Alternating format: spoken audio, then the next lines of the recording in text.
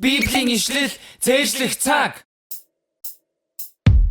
Бурхан аавын надад зориулж бичсэн захидал. Өнөөдөр ямар үг айлдах бол Бурхан аавын надад зориулж бичсэн захидал. Хамтаа баяртайгаар сурцгаая. Өнөөдрийн цээжлэх ишлэл бол дуулал 1:3. Өнөөдрийн цээжлэх ишлэл бол дуулал 1:3. Дуулал 1:3. Дуулал 1:3. Дуулал 1:3. Дуулал 1:3. 1-2-3 ая. Тэрээр урсгал усны дэргэд тарьсан мод адил билээ. Тэр мод цагта үржимсээ ургуулдаг.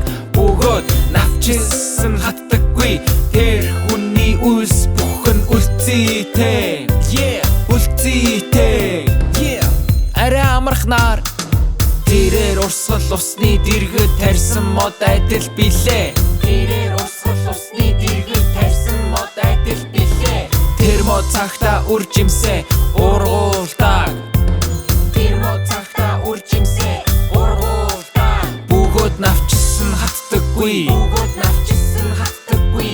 Тэр хүний үлс бүхэн. Тэр хүний үлс бүхэн үлцээтэй. Тэрээр урсгал усны дэргэд тарьсан мод